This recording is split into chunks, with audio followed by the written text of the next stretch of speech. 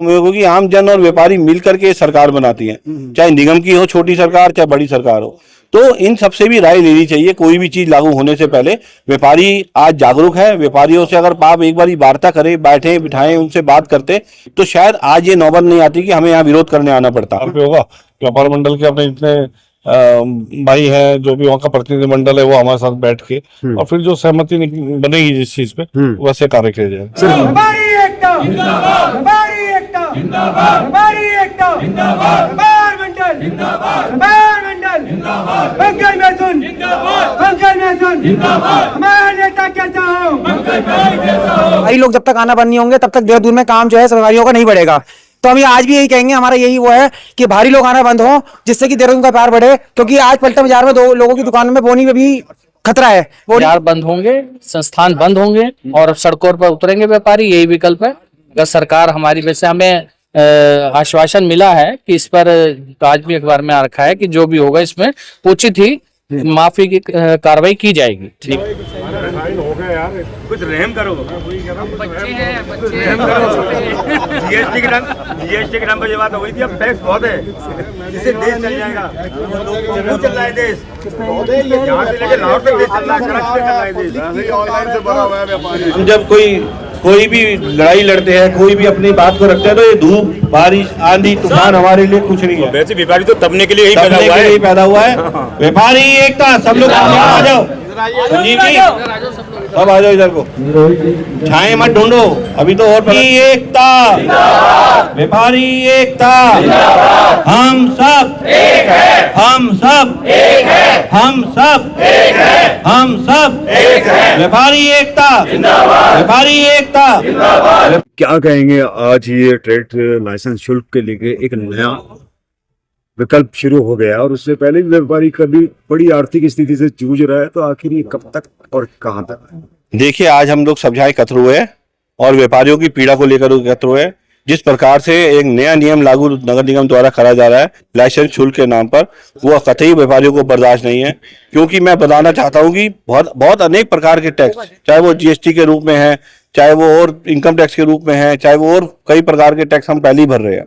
अब ये नया टैक्स हम अपने ऊपर लागू नहीं होने देंगे, चाहे इसके लिए हमें जितनी बड़ी लंबी लड़ाई लड़नी पड़े, चाहे हमें बाजार बंद करने पड़े, चाहे हमें कुछ भी करना पड़े, हम उस चीज के लिए तैयार है। और आप सब व्यापारी, आप सब देख रहे हैं कि भारी संख्या में आज व्यापारी अपना रोष व्यक्त करने के लिए एकत्र हुए हैं और इस चीज की लड़ाई हम आगे लड़ते रहेंगे और हम इस टैक्स को लगने नहीं देंगे। साथ ही मैं आपके माध्यम से एक बात और कहना चाहता हूँ कि व्यापारियों के ऊपर जो हाउस टैक्स है उसकी भी हमें बहुत ज्यादा चिंता है। क्योंकि हाउस टैक्स पे जो ब्याज लग रहा है वो डबल ट्रिपल रूप से लग रहा है, उसके लिए भी हम लोग बहुत चिंतित है। उसकी भी हमने कई बार 4 साल से आवाज उठा चुके और आज उस आवाज को भी हम बुलंद करेंगे इसी के साथ कि वो टैक्स जो निगम में बोर्ड बैठक में पूर्व मेयर सुनील गामा जी द्वारा निरस्त कर दिया गया था, उसे भी निरस्त किया जाए, हमारा कहना यह है।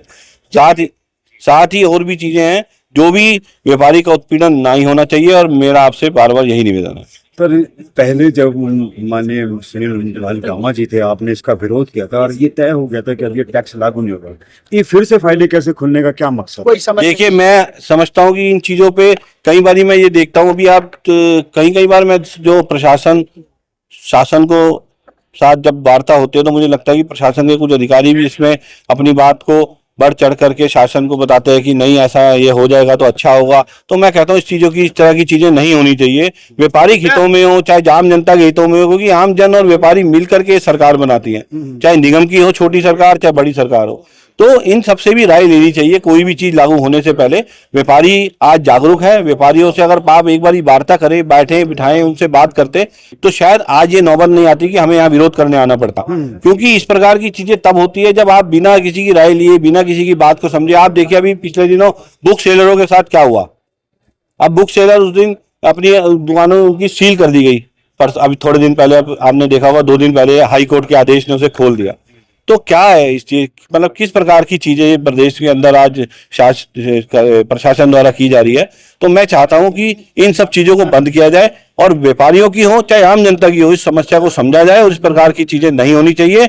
और ये जो लाइसेंस शुल्क है ये बिल्कुल कतई व्यापारियों पर नहीं लगना चाहिए। साथ ही जो संपत्ति कर है उस पर भी ब्याज माफी होना चाहिए। बड़ा आंदोलन के रूप में या कहें कि बड़ी आवाज के साथ आज ये ट्रेड टैक्स को देके व्यापारी वर्ग आया है, क्योंकि व्यापारी पहले ही बहुत बड़ी पीड़ा से गुजरा है, क्योंकि व्यापार की सूरत बाजारों में नजर नहीं है। तो और टैक्स ये क्या है और किस तरीके से देख रहे हैं?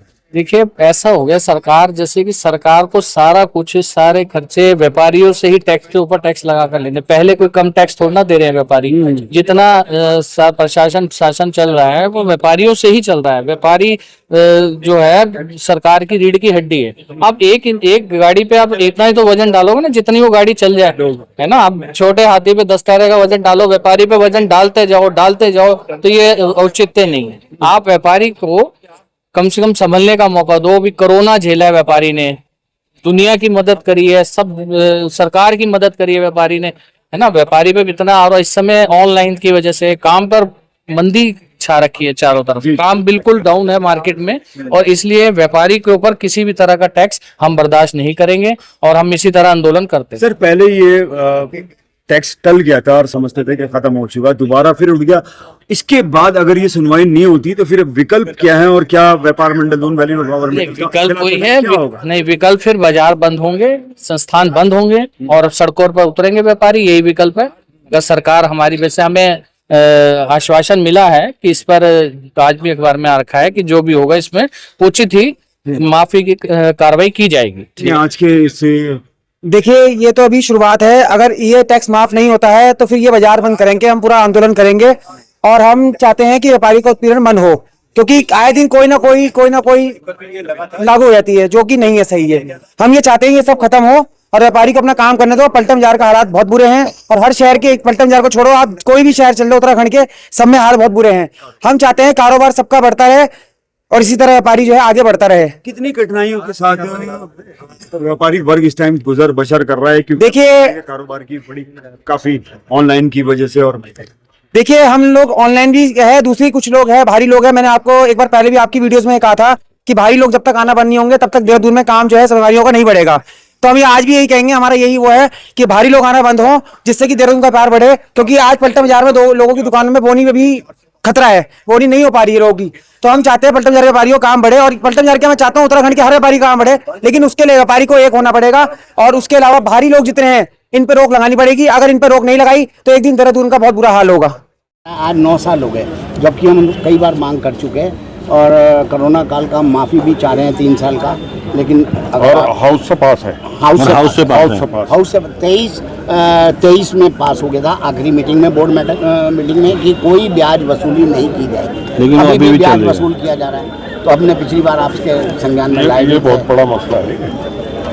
तो ये मुख्यमंत्री के लेवल से होगा, कह रहे हैं। माननीय मुख्यमंत्री जी को मैं दूंगा, ये रहेगा, आप करेंगे बात। ब्याज माफ हो जाए और 2 या 3 किस्तों में जो किस्तें हैं वो तो दे ही रहे व्यापारी।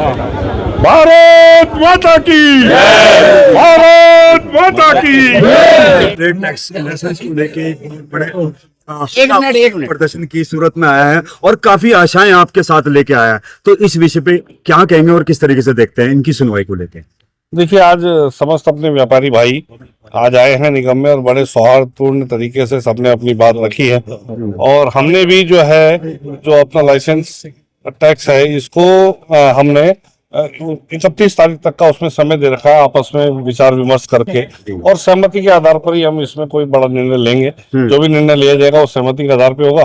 व्यापार मंडल के अपने जितने भाई हैं, जो भी वहाँ का प्रतिनिधिमंडल है, वो हमारे साथ बैठ के और फिर जो सहमति बनेगी जिस चीज पे, वैसे कार्य किया जाए। सर, क्या उम्मीद रखे व्यापारी वर्ग, क्योंकि व्यापार वर्ग थोड़ा सा कारोबारी हालात से काफी टूटा हुआ भी चल रहा है और ऐसा सर्वे में देखने को बाजारों की स्थिति में मिल रहा है, तो फिर एक और टैक्स की पीड़ा तो ये व्यापारी वर्ग ये उम्मीद रखे कि जो निगम है, निगम हमेशा व्यापारी वर्ग जो है उसके साथ खड़ा रहेगा और उसको कहीं ना कहीं संबल प्रदान करने की कोशिश करेगा, उसे सहायता करेगा, शक्ति प्रदान करने की कोशिश करेगा। किसी भी प्रकार का कुठाराघात जो है वो निगम के द्वारा नहीं किया जाएगा।